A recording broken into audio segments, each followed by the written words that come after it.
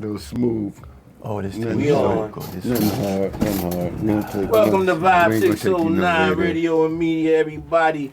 In the house tonight, we got the legendary Atlantic City legendary DBL Crew, Sport D and J Fresh. So let's start off with, how did the DBL Crew come about in the first place? Nah, you start.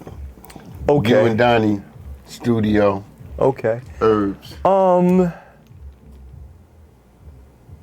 I was into the beatboxing, and I heard about Donnie D and Sudden Death Crew. So I'm walking down Maryland Avenue one day, and I seen Donnie D, and I said to Donnie D, yo, check this out. And then I went in, boom, boom, boom, boom, boom, boom, boom, boom, boom, and Donnie said, I need you. So then, after me and Donnie D shows and stuff like that, he took us even further and stuff. He told me about this brother here, and he said this man is into bringing out talent and like parties and shows and all this stuff. So I met this brother right here. So he took me from local to citywide. I'm gonna jump in right here. So, Atlantic City, we had no hip hop clubs, but we had a lot of young DJs and MCs. Every project had some. Like, when it came to music influence, we was directly influenced by New York. And that's because so many people used to come to Atlantic City from other areas, and they used to bring their culture along with them. So, me, I was just a straight hustler. Like, it was never my ambition to get into being a rapper or MC or anything other than being a DJ and playing music, because I started playing music on the Steeplechase Pier. Mm. You know, I got a job there, a summer job, while I was in high school at like 15 years old. And I was collecting tickets, and one day the guy who's supposed to play the music on the Himalaya ride called in and didn't show up. Mm-hmm. And the guy was kind of tripping, the guy who owned the pier and the ride. And I said to him, I said, look, my mother throw a lot of parties, and she got all of the records. And I know all the records, man, because I be playing the records for them at their parties. And he was like, you think you could get the records and be back here in 30 minutes? I said, I'll sure give it the best try. And I took the jitney home, got the records, came back. He said, all right, I'm gonna give you a shot. And he let me play the records on the ride. And that's when I first got that feeling of people screaming for the DJ and playing music. It's addictive.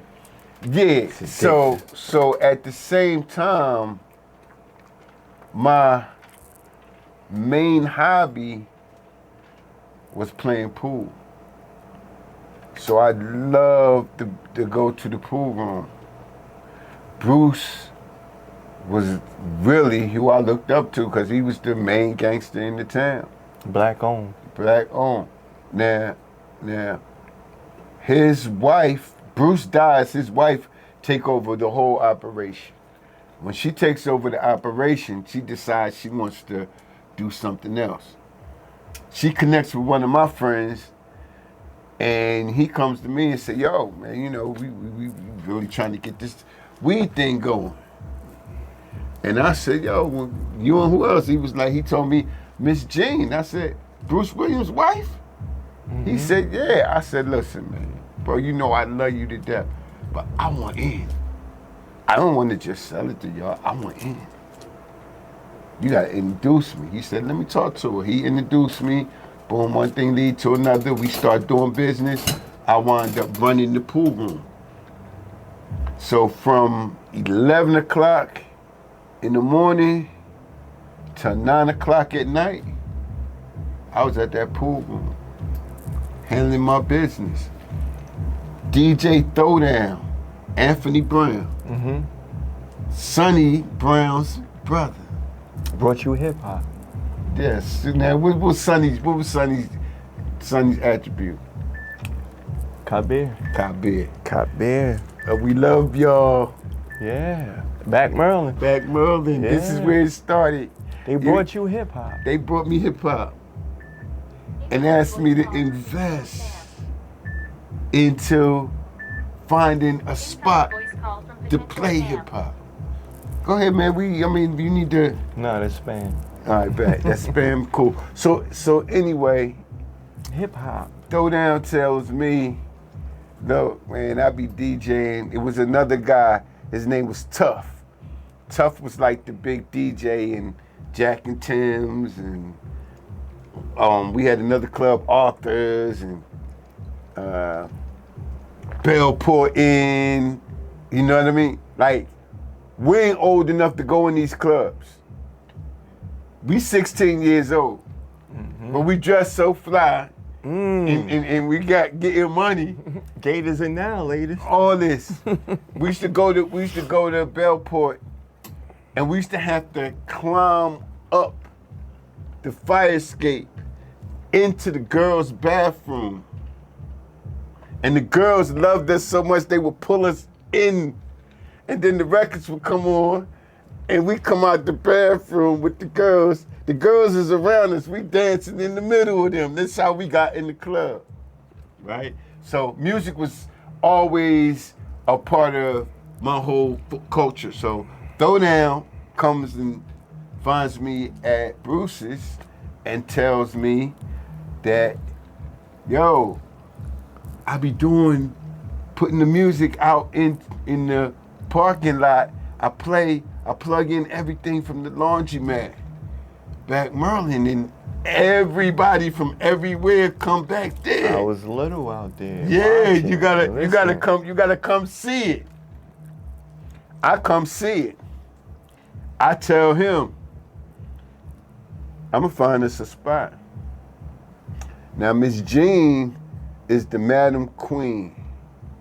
She was the wife of Bruce, but she was really the Madam Queen, just like Madam Queen in Harlem. This is Miss Jean. And I say to her, yo, you know, I'm trying to find a place. I'm trying to get something going on, man, for my friend. He tells me, I know where it's a building at. I go to the building. Who's in the building? Ad Bayard and the two twins. Frank Stewart's two twins, because Frank Stewart had the building. Kenny and Lenny. Right. Respect. All right, bet. So now, I walk in, I say, oh, okay, now mind you, I'm in New York 2-3 times a week. You know what I'm saying? Like, my business is that, you know? And a lot of times, I would go, handle my business, and back then, the bus stop, you don't make the bus by 11:30, 12 o'clock out of New York. You stuck in New York. The Port Authority. It happened to me. Right. A couple times. I'm sleeping on a bench in Port Authority with the bums. Right. So, when he say to me, I'm trying to play hip hop in the regular clubs, but they don't want me to play hip hop. They think it's too young. I agree to help him. This is my childhood friend. We grew up riding bikes together. You know. Yeah. Let me show you. I'm gonna flip the script just for a minute, just to show y'all, you know, how Atlantic City we really are. You know. And everybody used to ride their bikes to school. Whoever used to ride their bikes to school, like in Atlantic City High School, had a parking garage underneath the school. I don't know if everybody know about that, but like all the teachers and everybody parked their cars under the school, and then they had a place under there where if you rode a bike, you could park your bike back there. This is me and DJ Throwdown relationship.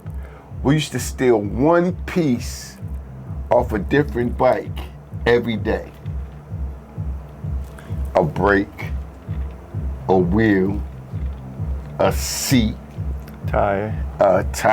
No, the whole wheel, right? But we stole enough parts for 2 bikes. When we got out of school, we put the bikes together, spray painted them, we had 2 brand new bikes. The first day me and him rode those bikes on the boardwalk, somebody else from Atlantic City saw the bikes and stole them from us. You know, so this is our mentality. Our mentality is whatever we have in front of us to work with, we're gonna try to figure it out. Capitalize. Right, so when he came to me with the idea, showed me the building, I go back and talk to Miss Jean. Miss Jean say, oh, I know Frank. He lived right across the street from me. I'll take you over there.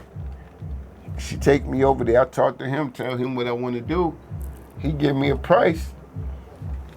I say, all right, here you go. I take 2 months in advance. He said, oh, what? Yeah, I'm gonna pay you up front 2 months in advance. Paper like that. Every weekend, I want this. He said, all right, man, you got it. You can do whatever you want to do whenever we not doing boxing. And this is why I started letting DJs come and practice and dancers come and dance and the whole nine. So what building was that? That was called the Casino City Gym. And it's the same. On what street? On Arkansas and Atlantic. It's the same building that became the Club 4040. Yep, I remember. Same I was building. a young boy. All right. Bet. Now, once the You club, ran that. Yes. You ran that. Yeah. Everything. The whole business model. So now, man, I'm gonna tell you, Donnie D was, you know, at the Juice Bar and all them other places. That was after. That was second. It was second. It started there. So now check out Donnie D. And me was already doing our little thing at Uptown Complex, you know, and West Side. And and Donnie told me like, yo, it's somebody we gotta get with. I see this brother is about making moves, and man, I know he could take us to the, you know, the next level. Well, what about E-Rock? Because E-Rock told me about y'all. Yeah, he did. Yeah, it was E-Rock, man, because, you know, man, no matter what was going on with the clubs and all of that, I still had business going on in Pitney and VAC and 6 Bedrooms and Bat Merlin. You know what I mean? Like, I used to make sure that all the old heads, like everybody was selling, back then you sell the weed out your crib.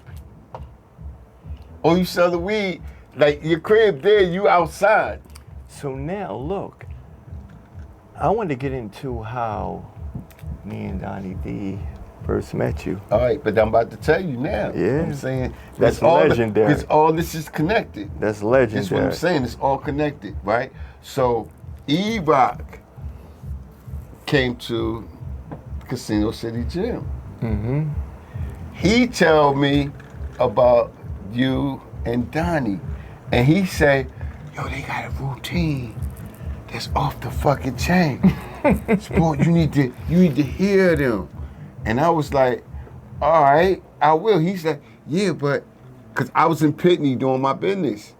Y'all was on the other side of Pitney, hanging out. And this, I think this was like where the trash was at. So now, look. Tell me what that was. Was that where the trash was at? I'm going on record. Nobody could go in Pitney Village unless you had a pass. And me and Donnie D had a pass. And so did I. So respect the Pitney Village because they ain't let nobody in there.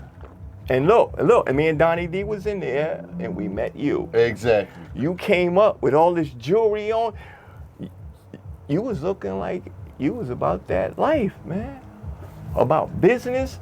And man, you came up with jewelry on and all this other stuff and you was about business, man. Yeah. And me, I stayed quiet. And until you beatbox. Yeah. Yeah, you ain't say nothing. And we did our show. Yeah, y'all. No. Yeah. We did our routine. Y'all did your routine. And yo, I remember looking at your face. You was stuck like, wow, these boys are different. And absolutely. And you gave us your word that you was going to take us somewhere we never been before. Absolutely. And you did it. No. You stuck to your word. No, absolutely. And so now, yeah, because I was amazed. Now look, mind you. Me and Donnie was nice. Mind you. Yeah. I knew every other group in the town. Except us. I knew Sudden Death. Ad Bayat. I knew Ad Bayat and Tariq. Because I met Tariq. I met Ad first. But Tariq, I came up with him. Our mothers knew each other. That's all respect, you know? Yeah. Ad Bayat, Tariq, respect. And forefathers, man. Hold up. Sudden Death, Rick T, Rasul.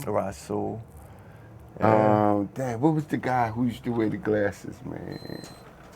That was with Sudden Death. Oh, you talking about, Joel Rockwell. Joel Rockwell. Respect. All right. Respect. Now, and hold up, wait a minute. Molay. Oh, I love Molay. Samad Ali. Yeah, Samad Ali, rest in peace. Weenie Bear. But Weenie Bear wasn't into hip hop. No, but when I came off the porch, it was Molay and Weenie Bear. They took me up under them and they showed me how to get a little couple dollars in my pocket. No, respect. But I know Weenie and I know his brother, Gary Bear, because we was the 7th family to move in VAC, Virginia Avenue. Your family? My family. Wow, I didn't know that. And Gary Bear and Weenie Bear, his father, was probably the 8th or 9th family to move there. So we all lived in the same community, no matter what. So now I hear y'all, and I say to myself, wow, this is bigger than what I thought, because I was getting the bag from having the clubs. But now I'm saying, man, how about if we had a record out? And I'm like, I go to Maurice Gray. Oh, I love Maurice Gray. Rest in peace. Every Saturday and Sunday, he gave children something to do, man. You know? And mind you, I say to Atlantic City, that's something we need, man. Yeah. So I try to tell Maurice, look, I got this rap group. I'm DJing for them. Cause I was playing around with DJing and all that. Cause I owned all the equipment. It didn't even matter to me whether I was DJing or not. But when I heard you and Donnie, and I said, damn, I become the DJ. We got a complete crew. We got Lyricist? It's something you felt inside your heart, though? Yeah. I felt it. You felt something? Come on, man. Because the routine was so tight. Like, I heard all the rappers. I heard all of the DJs, and I met all the dancers. LG, I love you, my dude. Yeah. Pitney. Of course. Respect. Of course. Now, LG, how I met LG, no disrespect, but LG came in there, he had it in for Bayot, for the Bayot too. He was the Boulevard Brute. Yeah. And he was about that life. He coming at you. I remember when he came in. He coming at you. But see, this is the thing, right? No matter how much savage or villain or just keeping it real happened in the town, everybody left their shit outside when they came to the club. All entertainment inside, the bullshit outside. Yes. Until we got to the juice bar. Yeah. So now,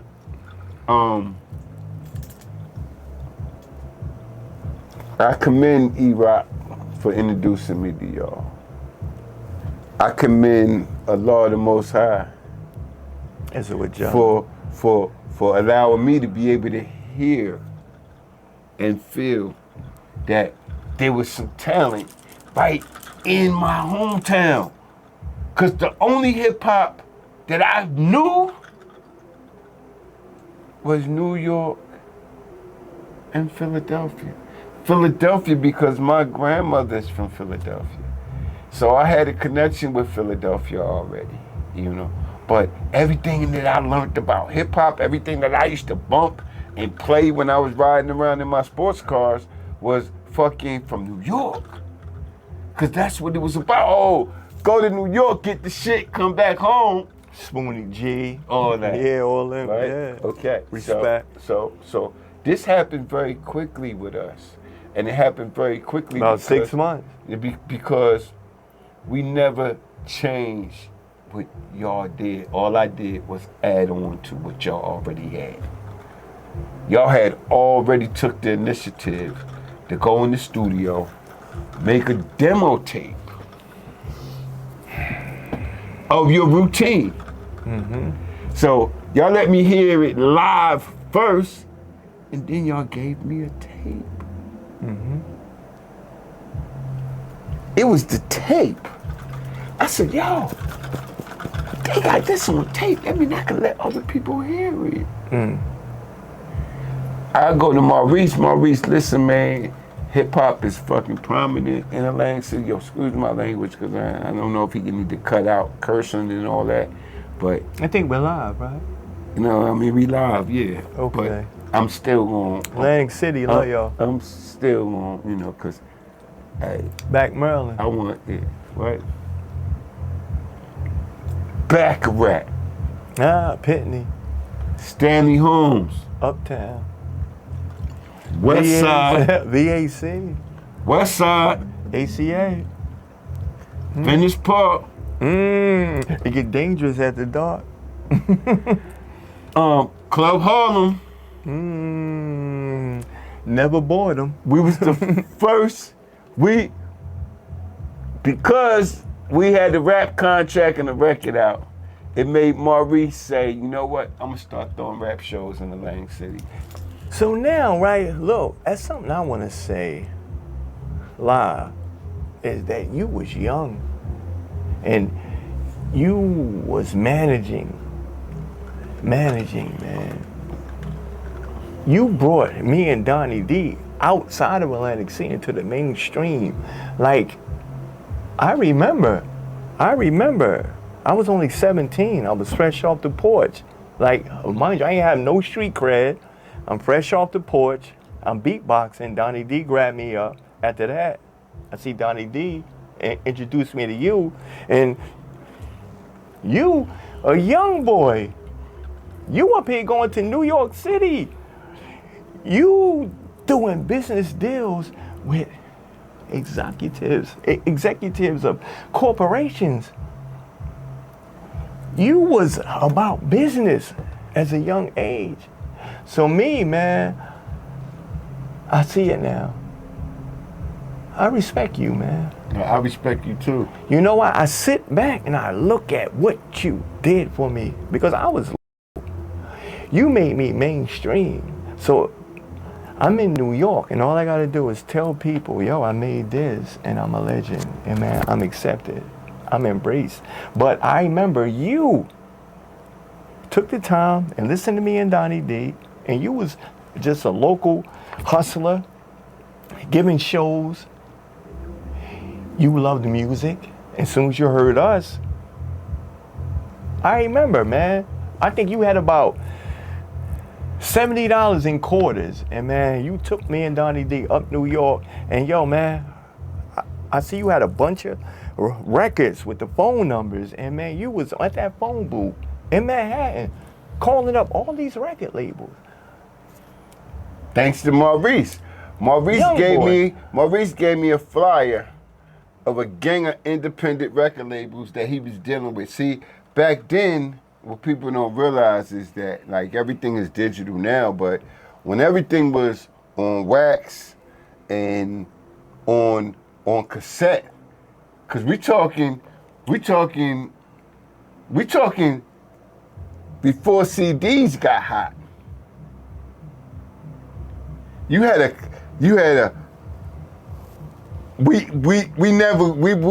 from 8-track. We ain't that far back, but we from where if you had a cassette deck in your car, you was the shit.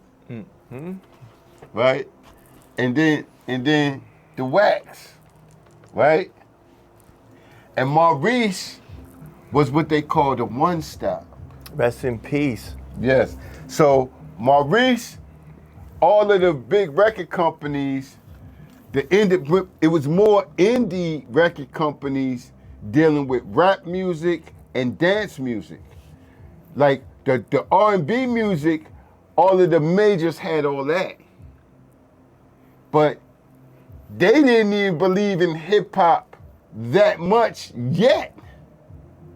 Cause it was coming off the cuff of disco and 12 inches and DJs. And it was fueled by DJs. So, Urban Rock Records, even though they owe us a lot of bread, and you know, we ain't on here to talk about our personal and our financial beef and I grief. want to talk about it. I mean, I want to talk about it, Diezzle. we can, but I want to show the check. I'm ready to go because after our money. Everybody want to know what happened because our fire, man, it was burning. And then all of a sudden, it was wiped out. So man, everybody's wondering now. And that's why I like how we going live, explaining what happened. So man, everybody wants to know what happened. So I don't want to go to part 2. No, let's tell it right now. Come on, let's go then. All right, so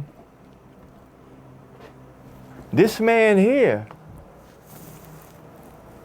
young brother, lots of money, lots of ambition, lots of heart, took me and Donnie D from Atlantic City up to New York City, and man, he went to every major record label, shipping our demo around. Shopping. Yeah, shopping. That's what they was called, shopping back then. And look, Urban Rock Records, listen to him, a young guy. And we put out our first single, Bust It. Bust it, bust it, Bust It. And it was the same demo enhanced. Yep, and man, our song peaked number 7 on the hip hop Billboard. Yes. Over LL. Oh, I could tell some stories. Tell some stories. I want to tell some stories. Tell some stories. Of how we did a show in Philly. Tell At them. the Yeah. New Tech. Tell them. That's how. So when y'all want to know how we got discovered, Jay, tell them how we got discovered. Yeah. After we went to New York, and we let Urban Rock Records hear the demo. Okay, I'll tell them. No, I'm gonna say this part. Go ahead, You say gonna it, tell him. say it, say so, it. so what he was saying about the quarters, right? So, you know, as a hustler, myself, all hundreds don't get spent. All 50s don't get spent. And back then, all 20s don't get spent. The only money that I would spend was $10 bill, $5 bill, dollar bill. And see, when I sold my shit in the hood, I took change. That's why I was getting more customers than everybody. I don't care how you bring the money. I even took food stamps. If you come to me and you want $10 something and you give me $20 food stamps, I take it. And I used to take those food stamps and give them to my mother and my sisters and my aunties. I just give it to them, yeah. So now, look, I'm gonna tell y'all how I knew we was on to something. Philadelphia, New Tech, the show. It was us, DBL Crew, the Fat Boys, Stetsasonic, right? And Schoolie D. And Schoolie D. Now look. The original gangster rapper. So now. That started gangster rap. So now, I remember I went to the Fat Boys' room. Hey, yo, I see the Fat Boys, and she was really Fat Boys. It was pizza boxes all over the place, and fried chicken, and Coca-Cola all over the place. And then I remember Schoolie D's DJ didn't bring his turntables, and man, Schoolie D borrowed your turntables. Young boys, Schoolie D. Looking at my Gucci, it's about that time. Yeah, Schoolie D. I love that, man. Much respect, man. Yeah. Yeah. He borrowed our turntables. Now, this is at the New Tech. The New Tech. Now, the reason that, now, understand this, y'all. The promoters that was doing the biggest shows at the New Tech was from Atlantic City. Yes. George and Danny. They had 5 beauty salons called Jordan's in Atlantic City, Pleasantville, and all the surrounding areas. Every pimp, every hoe, and every hustler. Gangsta. That's where they got their hair done at Jordan's. Now, my mom was big time bartender in all the hottest clubs. And her and George was best friends. So when the guy took the copy, he asked me for a copy of the tape once he heard it. And when he said to me, he said to me that I liked the record. I played it for all of the hottest DJs in New York. Now, let's mention some of those DJs. He talking about Red Alert. He talking about Marley Marl. He talking about Chuck Chillout. He talking about Hank Love. And now, I'm gonna wait until we finish this. We definitely gonna get to that. Okay. But I can't eat and talk at the same time. But anyway, he talking about all of the DJs, Mr. Magic, that had mixed shows and urban hip hop shows on all of the top radio stations. They was all playing our record at the same time. We wasn't a song that you had to wait until 12 or 1 o'clock in the morning to hear. When our record came out, Urban Rock was so on promotions that they had us in regular rotation in New York. And then we was in regular rotation in Philadelphia. And then DJs like Cosmic Kev. He was like the hottest DJ in Philadelphia at the time. And Stockton State and all that. They playing our record. They want interviews. I don't know the music business like I know the music business and the television business and entertainment business and porn business, and like I know all that now. I ain't know none of that. Mm-hmm. But I believed in Jay and Donnie. And I believed in DBL Crew. We put it together. I believed in this. Mm-hmm. And now I look at the history and I say, yo, I really researched. In 1986, talk to him. The 40 hottest rap records in that year, we was on that chart. The only other group that was on that chart from New Jersey was Word of Mouth DJ Cheese. Now the difference is we got to perform at Sensations, and DJ Cheese and his group got to perform at Sensations. Mm. When we performed at Sensations, it was nothing but love and embrace. Nobody jumped us and said they did Kane and all them other rappers. Listen, that's what I'm saying. They used to stomp rappers out for fun, yo. DJ Cheese and them, whatever they did, they didn't like them. They beat them down. Yeah. And they went out there, DJ Cheese could not even get in his car.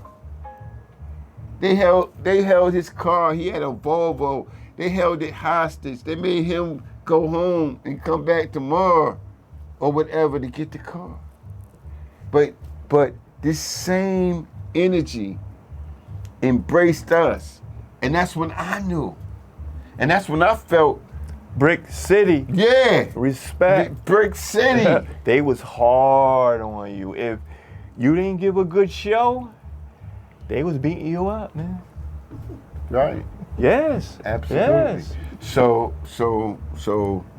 from Atlantic City, now we don't got no lawyers, we don't got no managers, we don't got none of that in Atlantic City.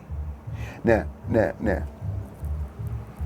the other Jersey group that came out in the same time as us, 86, was from North Jersey, way closer to New York.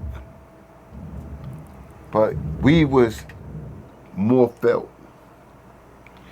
And they loved us more. So I felt safe moving to North. My mother told me, I'm gonna make sure I pay your insurance up. When you say you moving to North, you might not never come home. But I knew that if anything was going to move forward with the business, I had to be close enough to be in New York to learn the business. So D, I want to tell you is that around that time, Newark wasn't into hip hop. Everything was doom, doom, doom, doom, doom, doom, doom, doom, doom, doom, doom. And like, you brought rap music to Brick City, man. All right, so. Because look, hey yo, listen, I remember that night that all of us did the show inside of Sensations. It was like 5 rooms. And man, all 4 of the rooms was club music. It was beat that bitch with a bat. Beat that bitch with a bat. Okay. And me, I'm like, I'm not feeling this shit. So man, we tore the other room up and everybody was there. So man, he brought hip hop to Brick City, New Jersey. So when I got to North, I'm not wrong, am I? No, you're not wrong. But let me break it down so everybody understands exactly what happened. Yeah. When I got to Brick City, hip hop was there, but hip hop in Brick City was underground the same way hip hop in Atlantic City was underground. You see what I'm saying? So, the club was banging, and the reason the club was banging is because New Jersey always had after hours. So the club used to close in the discos used to close in New York 2 o'clock, 3 o'clock in the morning, and they would jump in their cars and come to New Jersey. They come to North. So another one of my partners that I became partners with later on was Miles Berger. Miles Berger owns the Robert Treat Hotel. He owned Zanzibar. He owned Zanzibar. I remember that. Club 88, and he owned Club America. Right? Now, what all of those clubs had in common is all of them was attached to motels and hotels. So you come to the club, and a part of your experience was renting a room because the club, all of the North clubs, they let out at 12 o'clock in the afternoon. Mm-hmm. So if you go to the club, and everybody go to the club after hour anyway, they go after 12. And you get to party until 12 o'clock or 1 o'clock. Because 1 o'clock or 12 o'clock was when checkout time was at the hotel. So all that was connected to the same thing. Urban Rock Records. Urban Rock Records was not a hip hop label. Urban Rock Records was a dance label. Urban Rock Records' most famous record was Over Like a Fat Rat. You understand? You brought them hip hop. Yeah, because and that was alignment, because they wanted to get into hip hop. They wanted to introduce themselves as an independent dance label that was successful. They wanted to touch hip hop. And what made the deal so intrigued was that we was doing hip hop that was quality hip hop, but we wasn't from New York. So they said, man, we want them. They different than everybody else. They from New Jersey, but they keeping up with what's going on in New York. So he said, I gotta see this show, because when you called me, you said you had a record that Lang City hate everybody, but when y'all record come on, it calm everybody down. I want to see that. We're gonna take a short intermission. We'll be right back.